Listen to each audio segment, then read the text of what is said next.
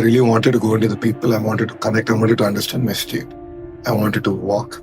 I'm new to politics. I'm only 10 years into politics. 10 years is nothing in politics. No, it is not. But when you walk and when you spend this kind of time, so this is like literally spending more than 220 days away from family, nothing, just staying in the field with karyakartas, meeting people day in, day out, every hour, you learn a lot. And it's been an amazing experience. I had this very strange experience in life, one of the very few that I had. In 2002, I think, I was the chief minister then. I was spending the night in Mandla Guest House, Mandla Government Guest House, which is on the banks of River Narmada. I'm a very sound sleeper, but I got up thrice between 2 and 4. And every time I got up, some kind of a premonition that you should do Narmada Parikrama.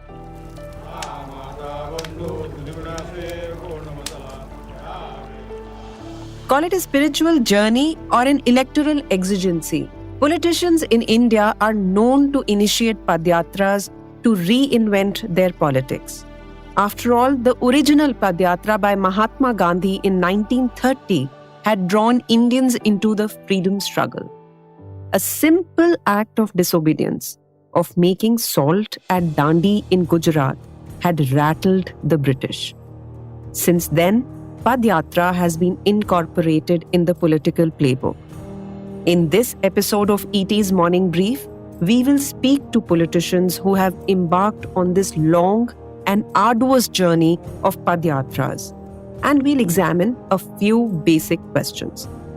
Do such physically exacting journeys make a difference? Are these really spiritual journeys which change a person and his outlook? Or they are an obvious means to an electoral end?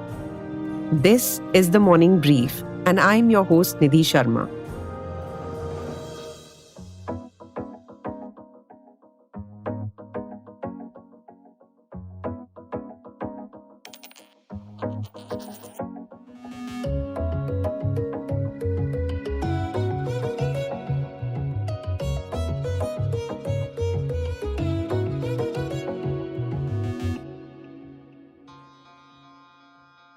In 2023, Rahul Gandhi had completed Bharat Jodo Yatra, which started in Kanyakumari and traversed through 12 states to culminate in Srinagar. As we step into a new year, Congress is launching the second phase called the Bharat Jodo Nyaya Yatra from Manipur to Mumbai on January 14th. Today, I'll be joined by 3 politicians who have embarked on their own Padyatras spanning over several months. Telugu Desam Party National General Secretary Nara Lokesh, who completed his Yuva Galam Padyatra in December, will tell us why he decided to initiate the walk and what are his learnings. Former Madhya Pradesh Chief Minister and Congress veteran Digvijay Singh will speak about his Narmada Parikrama, which helped Congress seize power in the Hindi heartland state in 2018. BJP's national spokesperson Shah Nawaz Hussain explains what a party can gain through such Padyatras. We first begin from Andhra Pradesh, a state where Padyatras have been synonymous with a regime change. In 1983, TDP founder N.T. Rama Rao had embarked on Chaitanya Ratham Yatra. Though it wasn't a Padyatra and it was actually a Rath Yatra, it had an electoral benefit. In 2003, Congress leader Y.S. Rajshekhar Reddy had undertaken a 1,500-kilometer, 2-month-long Padyatra to raise drought-hit farmers' life. A year later, Congress swept the assembly elections. Later, in 2018, his son Y.S. Jagan Mohan Reddy initiated a Praja Sankalp Yatra and cornered 151 of the 175 seats in 2019 assembly elections. As the countdown to the next election begins, TDP National General Secretary Nara Lokesh has completed his 3,000-kilometer Padyatra. So Lokesh, we're completing your Yatra now. So why the Yatra? I mean, over the last close to 4 years, when I met different cross-sections of people in Andhra Pradesh, they felt insecure to talk against the government. because anyone who sends a WhatsApp message or puts a post on Facebook or tweets, cases were foisted against them. So they always wanted a platform, especially the youth wanted a platform. And that's where I felt Yuvagalam will be a platform for the voice of youth. And before I realized that, it became a platform for people of Andhra Pradesh. So people from across cross-sections whose dissent has been quashed by this government, they've come out in big numbers to come out and talk against the government. And this Padayatra has become that platform. When you do such political yatras, how does it help the party? See, public issues do change. And it's important for political leaders to go back to grassroots to understand whether in power or out of power. That's very, very important. Padayatra is a great tool to understand grassroots issues. So it could be quality of roads, it could be drinking water, housing, it could be issues like drugs, it could be issues like unemployment. So it's very important that people like us actually go back to the field and hear the real issues that public are currently facing. So Padayatra is one of the greatest way to connect to people again. How has it been physically? I mean, did you have to prepare for it? Oh, not at all. I mean, before I started the Padayatra, due to COVID lockdown, I've lost close to 27 kilograms from my peak. So I think I was mentally, physically quite prepared. And I did walk when Mr. Naidu did his Padayatra way back in 2012. And I do understand how challenging it was. I think I was much better prepared for it, mentally and physically. So whose idea was the yatra? It was totally mine. Totally yours. It was absolutely mine. I really wanted to go into the people. I wanted to connect. I wanted to understand my state. I wanted to walk. So you bounced it off your father as well? Yes, I did. I know I'm only child. Every decision gets discussed very transparently. We did discuss with him. I did discuss with a lot of the senior leaders. There was various opinions. But at the end, all of us felt yes. 80% of them felt yes. Padayatra is the right format. I mean, the only debate was whether I cycle or I walk. Oh, okay. That's cycle is the TDB symbol. Whether I do a cycle yatra or Padayatra. Yeah. Problem with cycle is you can't meet. It's difficult to do start, stop, unless it's an EV cycle. You can't pedal and start, stop. It becomes very difficult. So we said, hey, let's do a Padayatra. What about your father? What does he see? Look at this Padayatra. So unlike popular belief, Mr. Naidu is a person who lets you experiment and fail. And his only thumb rule is you will fall, stand up fast and run again. So the entire Padayatra was planned, designed by the youth team, executed by the youth team. We barely took any resources from the party in terms of leadership or field activity, except for those particular constituencies where I walk. So I think it's been an amazing experience. And surprisingly, Mr. Naidu has had very limited to no feedback on areas to improve and sort of strengthen the Padayatra. So clearly, we're doing something right here. Post-independence, India has a long history of such Padayatras. In 1983, Janata Party President Chandrasekhar has started an all-India Padayatra from Kanyakumari, which had made him a natural claimant for the prime ministerial post in the coalition years later. In 1985, Rajiv Gandhi had announced a Congress Sandesh Yatra. In 1990, he had started Bharat Yatra traveling in second-class train compartments. The same year, then BJP chief L.K. Advani had initiated his Somnath to Ayodhya Rath Yatra, which saw the party launch its Ram Temple plan. Cut to 2017, Congress veteran Digvijay Singh initiated Narmada Parikrama, a spiritual journey which took him through Madhya Pradesh, Maharashtra, and parts of Gujarat. Coming a year before the assembly elections, there was no doubt in anyone's mind that it had turned into a grassroots mass contact program. So was it a spiritual journey for you, or Yes. it was? Absolutely spiritual, and it had nothing to do with politics. In fact, I did not even use my Twitter handle in those 6 months, 10 days, and did not give any statement. And you'll be surprised. I've sort of gone on record to say that when we entered Gujarat from Maharashtra, it was late evening, and we had to climb up the mountain, which was more than about 800 to 1,000 feet in the jungle, deep forest. And we started about 6:30, when we reached there about 10:30 where we were supposed to stay. Can you imagine that was the time when the Gujarat 2017 elections were on. The day we entered Gujarat was the last day of nomination. And the day we left Gujarat it was the polling day. And I was surprised when the local the forest officer, he was blunt enough to say that, sir, I am an assistant conservator of forest and I believe in the ideology of RSS. I said, how come you are a government officer? He said, so what, sir? And sir, I've been asked by Mr. Amit Shah to look after you and arrange everything when you are walking through the forest. I said, that's very kind of him. So a lot of BJP and Congress people, they met us. Of course, it was totally...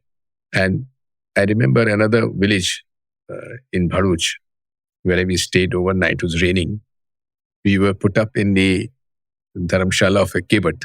So 10:30 in the night, there were some RSS boys who did their Sada Vatsale Matrabhumi just to probably show me this thing. Okay. And in fact, where we stayed, there was a photograph of Edgebar ji and Guru Golwalkar ji, where we were supposed to sleep in that room. So, knowing myself, I said, I would not like to get up in the morning and see their face. So I turned their photograph around. Not that I have any objection to that, but still, as a joke to my wife, I said, I don't want to see the RSS Guruji in the morning. But were you a changed person? Let me put it this way. When you... Well, Nidhi, I've been the same. I from the very beginning, from school days, I've been a person who listens to everyone, but does what I want to do. But I can tell you one thing. It renewed my contacts with the people, which I had lost after I couldn't form the government in 2003. I had taken a vow for 10 years. I will not sort of fight any election. Then I was asked by my Congress party to work more outside Madhya Pradesh than inside Madhya Pradesh. So I had virtually lost contact with the new generation. But that revived my contact with my old friends. They came with their daughter, their sons, their daughter-in-laws, their son-in-laws, their grandchildren.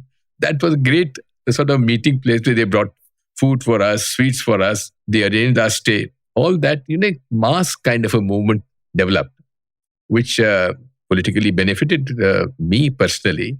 By the same time, it was a great reunion with my old Congress workers, because from 1977, I became an MLA, then I became a PCC president. I had very close family connections with Congress workers throughout the state. Therefore, I think it was a great opportunity for my friends to sort of revive our contact, the reunion kind of a thing. And Congress won the next election in 2018. Yes, we did win more than 70 to 80% of the seats along the Narmada. Exactly. So that is what I wanted to say, that there was this analysis that showed that the path that you had taken, actually, there was a lot of electoral success. Yeah. So do you think any yatra, because you began with political yatra, any political yatra? Well, you see the political yatra of Advani ji. Yes. From 2, they went up to 80. So does the success of a Padyatra really You see, one has to know the objective. Is it political, or it is spiritual, or a commitment to yourself? All that makes a difference. My yatra was, I can assure you, I did not talk politics in those 6 months, 10 days. And incidentally, I went and had my lunch at Shivraj Singh Chauhan's house. His village is on the banks of the river Narmada. And his family, they sort of welcomed us. We had lunch with them. They arranged for our whole group to have lunch with them. So therefore, a lot of people came to see us, the whole group. And I thoroughly enjoyed it. Netas across the political spectrum are united in saying that every yatra should have a specific purpose. As a member of BJP's youth wing in the 1990s, BJP national spokesperson Shahnawaz Hussain remembers being a part of a Padyatra from Kolkata to Cuttack. It wasn't just the physical duress he remembers, but the challenge of keeping up the tempo of a Padyatra in a state where BJP practically had no political footprint. Sir, tell us about your Padyatra from Kolkata to Cuttack and why did you initiate it? आपको station पे लोग मिलते हैं. आप जब रथ से जाते हैं तो फिर चौक चौराहे पे लोग मिलते हैं, लेकिन आप पद यात्रा करते हैं तो दोनों तरफ आपको लोग मिलते हैं। चंद्रशेखर जी ने यात्रा की थी, उसका बड़ा फायदा हुआ था उनको, और देश को जानने का भी मौका मिलता है। तो यात्रा का एक महत्व है, और बहुत ज्यादा महत्व है, क्योंकि हमारे यहाँ रथ यात्रा तो बहुत हुई है, लेकिन हमने यूथ विंग में पद यात्रा शुरू की थी वो, और उसका बहुत लाभ पार्टी को हुआ था। क्या लाभ हुआ था सर? ऐसे क्या लोगों में, जहां हम पार्टी, जैसे मान लीजिए कि हम बंगाल में बड़ी ताकत नहीं थे, तो हम डिस्ट्रिक्ट हेडक्वार्टर पे या ब्लॉक हेडक्वार्टर पर हम जाने जाते थे, लेकिन जब यात्रा लेकर, झंडा लेकर चले, तो गांव गांव लोगों ने देखा कि ये जा रहे हैं, ये कौन लोग हैं, क्या चर्चा कर रहे हैं बीजेपी के बारे में, तो सब लोग जानते थे। भाई अडवाणी जी की रथ यात्रा के बाद, और उससे पहले भी बीजेपी तो एक बड़ी ताकत थी, लेकिन बंगाल में नहीं थी। और डॉक्टर श्यामा प्रसाद मुखर्जी तो वहीं के थे जो हमारे संस्थापक हैं। लेकिन इस यात्रा का एक तो हम लोगों की हिम्मत, हौसला भी बढ़ा, कई जगह अनुभव बहुत अच्छा नहीं था और कई जगह बहुत अच्छा रिस्पांस था। लेकिन ये यात्रा, पहले जो प्लान किया वो आसान काम नहीं होता है। अब तो लोग यात्रा करते हैं तो पूरी वैन चलती है और उसमें सुख सुविधाएं होती हैं। हम लोग के वक्त में तो जिस चप्पल और जूते में चल रहे थे, कई हमारे साथी थे जो चप्पल में ही चल रहे थे, तो शाम होते होते तो हालत खराब हो जाती थी। फिर गर्म पानी में वो नमक डाल के पैर रखते थे, और ये यात्रा पूरा हम लोगों ने किया। सर कितना, एक दिन में कितना चल लेते थे आप लोग? एक दिन में हम लोग 20 से 22 किलोमीटर, 25 किलोमीटर तक भी चले। और कलकत्ता से कटक की ये यात्रा यादगार रही हमारे जीवन में भी। इसका महत्व है कि हमने यात्रा की। अभी जैसे चंद्रशेखर जी की भी यात्रा थी, वो बहुत बड़ी पद यात्रा थी। हम लोगों ने तो बहुत सीखा। क्या सीखा सर? कि लोगों से कैसे कनेक्ट होते हैं, कैसे जो लोग आपको नोटिस नहीं भी लेते हैं उनको अपने नोटिस में कैसे लाते हैं, लोग क्या देख रहे हैं, मकसद भी है।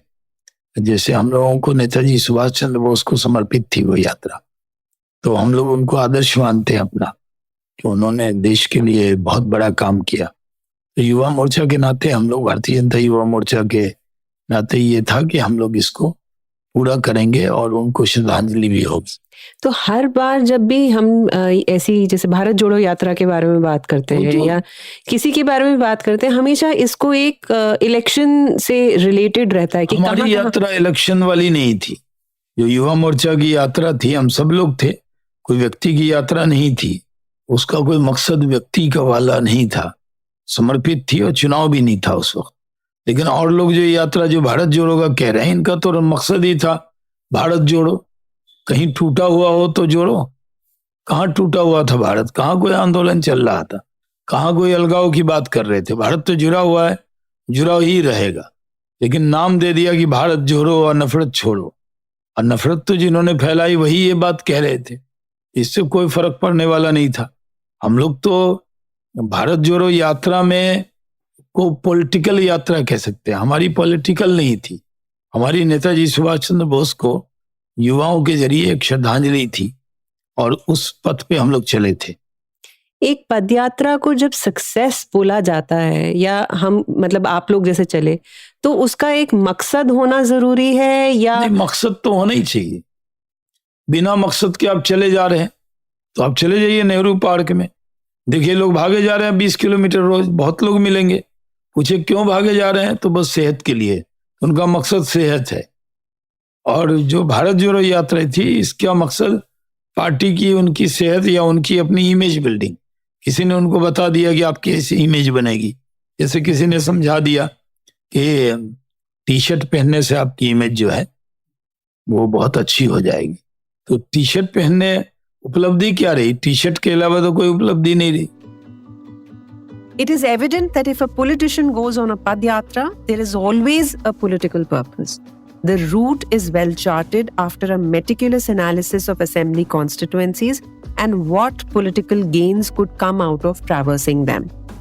In fact, in Nara Lokesh's Yuva Galam Yatra, assembly constituencies were categorized as A, B, and C as per the party's electoral track record. But it is not easy to walk thousands of kilometers. Rahul Gandhi had a knee issue which meant physio sessions. Nara Lokesh set himself a physically daunting task of being on 23-hour intermittent fasting schedule while he walked 15 to 20 kilometers. So yes, it is not easy. In the election season, especially with 2024 Lok Sabha elections around the corner, there will be many such padyatras. This is all for today. I'm your host Nidhi Sharma signing off. You've been listening to The Morning Brief, and this episode was produced by Surohini Jain, sound editor Indranil Bhattacharjee, executive producers Anupriya Nair, Anirban Chaudhary and Arijit Parman. The Morning Brief episodes drop every Tuesday, Thursday and Friday. Do tune in to ET Play for all audio content, including The Morning Brief.